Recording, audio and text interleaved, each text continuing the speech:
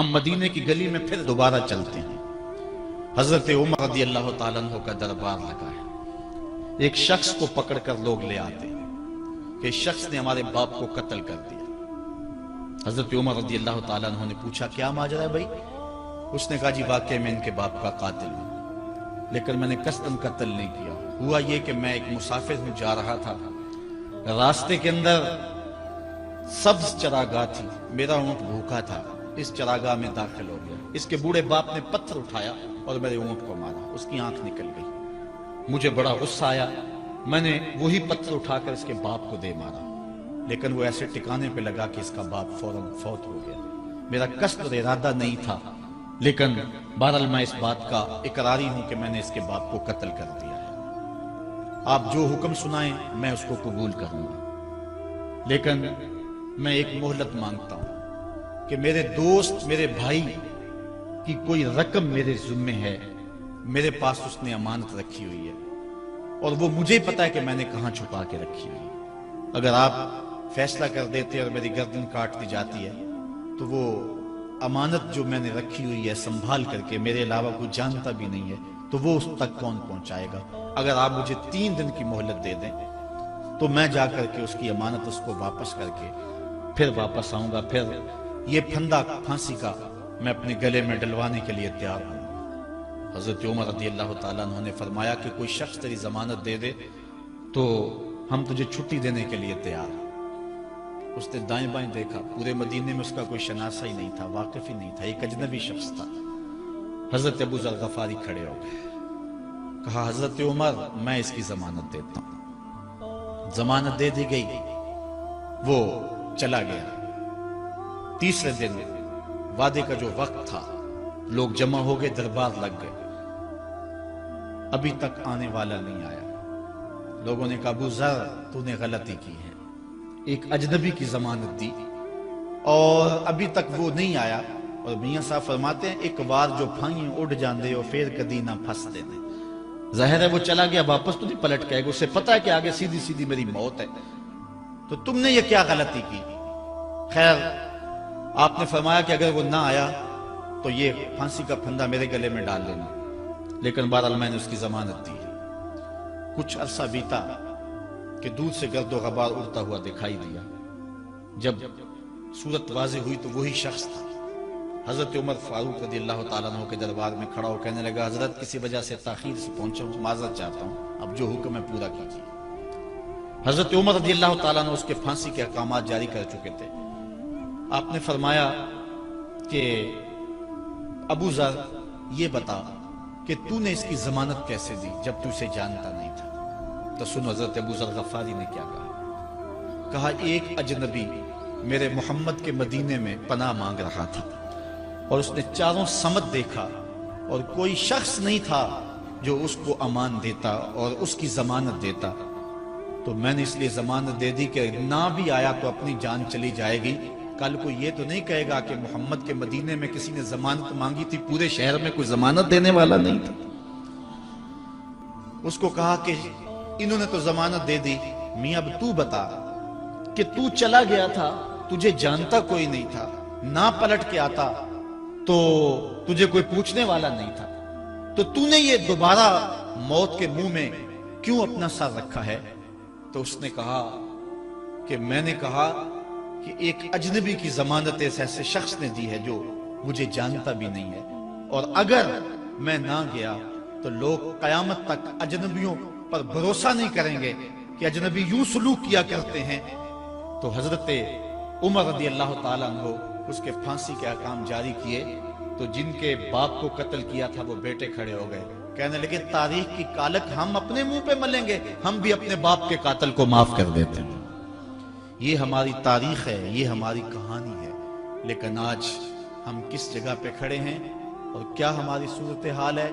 نہ ہمارا کردار رہا اور نہ ہمارا کوئی تشخص رہا۔ آج ہم نے اپنا تشخص بھی مٹا کے رکھ دیا، اپنے طرز زندگی بھی بدل دی، نہ ہماری باطن کی وہ روشنی رہی، نہ ظاہری وہ صورتیں رہی کہ ہم پہچانے جائیں کہ حضور کے غلام ہیں، بلکہ آج بھانت بھانت کی بولیاں بول رہے ہیں۔ اقبال نے کیا کہا تھا؟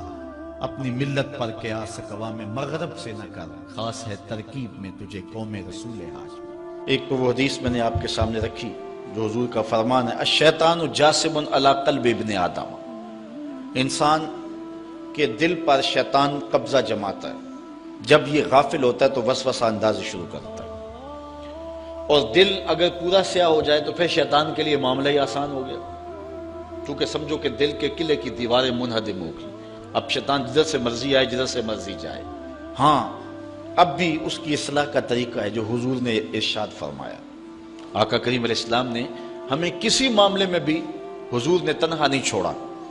آقا کریم ارشاد فرماتے ہیں کہ لِكُلِّ شَيْءٍ سِقَالَةٌ وَالسِّقَالَةُ الْقُلُوبِ ذِكْرُ اللَّهِ، ہر شے کو زنگ لگ جائے تو اس کا زنگ کسی نہ کسی شے سے اتارا جاتا ہے۔ کپڑے میلے ہو جائیں تو صابن وغیرہ سے صاف کر لیتے، یہ لوہا میلا ہو جائے تو ریگ مار سے صاف کر لیتے، ہر شے کا زنگ کسی نہ کسی شے سے اترتا ہے۔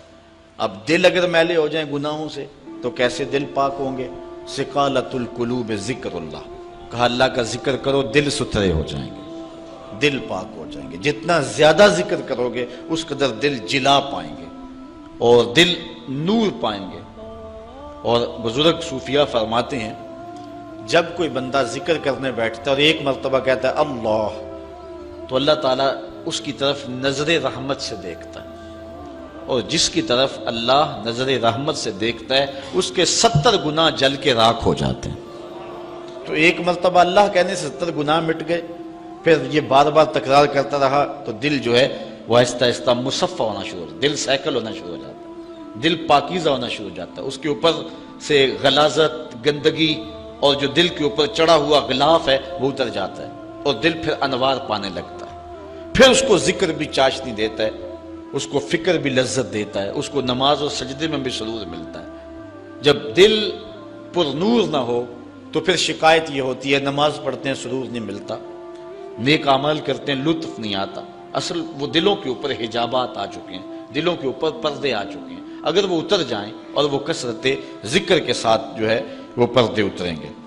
اب دل 4 طرح کے ہیں، القلوب اربع، دل 4 طرح کے ہیں۔ ایک دل قلب اجرد فیہ سراج یظہر، ایک مومن کا دل وہ بالکل ایسے ہوتا ہے جس طرح چراغ روشن ہوتا ہے، اور مومن کے پاس جو بیٹھے اللہ اس کے دل کو بھی نور کر دیتا ہے، چونکہ دلوں سے نور کی شعائیں نکلتی۔ کسی زمانے میں لوگ اس بات کو نہیں مانتے تھے جو عقل والے تھے، لیکن اس زمانے کے اندر موجودہ سائنس نے اسیری لہروں کو تسلیم کیا ہے، اور وہ کہتے ہیں کہ جو شخص نیک ہے اس کے بدن سے وہ لہریں نکلتی ہیں، اچھے اخلاق والا، اچھے کردار والا، اور دوسرے پر وہ مرتب ہوتی ہیں، اور جو بدکار ہے، برا شخص ہے، اس کے بدن سے وہ لہریں نکلتی ہیں اور دوسرے پر مرتب ہوتی ہیں۔ اور حضور علیہ السلام نے صدیوں قبل یہ بات بتائی۔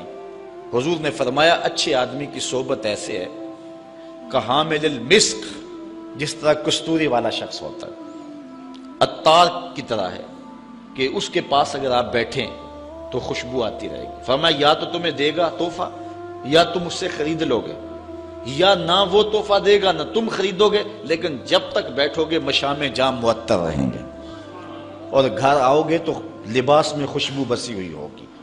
اس لیے اچھے بندے کی صحبت کو حضور نے جو ہے وہ کستوری والے عطار سے حضور نے تشبیہ دی، اور جو برا شخص ہے اس کی مثال حضور علیہ السلام نے بھٹی والے سے مثال دی کہ جو شخص بھٹی والے شخص کے پاس بیٹھے گا یا تو کچھ چنگاری اڑے گی اور اس کے جسم اور کپڑوں کو جلا دے گی، اور اگر چنگاری اڑ کے اس کے بدن کو نہ بھی جلائے تو جتنی دیر بیٹھا رہے گا اس کی بدبو، اس کا دھواں اس کے لیے پریشانی کا باعث رہے گا۔ اس لیے اچھے آدمی کی صحبت کو اختیار کرنے کا حکم دیا۔ ہمارے مشائخ نقشبندیہ کا طریقہ یہ ہے، وہ کہتے ہیں کہ اچھے آدمی کی صحبت میں جا کے بیٹھ جاؤ، نہ تم کوئی بات کرو نہ وہ کوئی بات کرے، اس کے باوجود بھی من میں روشنیاں ہوں گی، من میں اجالے اتریں گے۔ اللہ اکبر۔ وہ میاں صاحب نے کہا تھا نا، چنگے بندے دی صحبت یارو جویں دکان اتاراں، سودا پاویں مول نہ لئیے ہلے آن ہزاراں۔ تے برے بندے دی صحبت یارو جویں دکان لوہاراں، تے کپڑے پاویں کنج کنج بئیے چنکاں پین ہزاراں۔ تو جل جانے کا اندیشہ بہر صورت موجود ہے۔ تو اس لیے آج دنیا جو ہے وہ اسیری لہروں کو مانتی ہے۔ میں اس کی سادہ مثال آپ کو دینا چاہتا ہوں کہ کسی کے بدن سے اسیری لہریں نکلنا تو دور کی بات ہے کسی شخص کے تذکرے سے اس کے اثرات مرتب ہوتے ہیں۔ مثال کے طور پہ اگر آپ کے کسی دیرینہ اور پیارے دوست کا تذکرہ چھیڑ دیں، گفتگو کر دیں، تو اس سے طبیعت میں خوشی پیدا ہوگی کہ نہیں ہوگی؟ آپ حشاش بشاش ہو جائیں گے۔ لیکن کسی غلط آدمی کا جس سے آپ کو نفرت ہو، اس کی بات چھیڑ دیں، طبیعت میں گھٹن پیدا ہوگی کہ نہیں ہوگی؟ اگر گندگی کے ڈھیر کی بات کوئی چھیڑ دے، طبیعت میں گھٹن پیدا ہوگی کہ نہیں ہوگی؟ اور اگر پھولوں کی بات چھیڑ دے، موتیے کی، نسرین کی، نسترن کی، چمبیلی کی، گلاب کی، موتیے کی، ان پھولوں کا تذکرہ کو چھیڑ دے، طبیعت میں خوشی پیدا ہوگی کہ نہیں ہوگی؟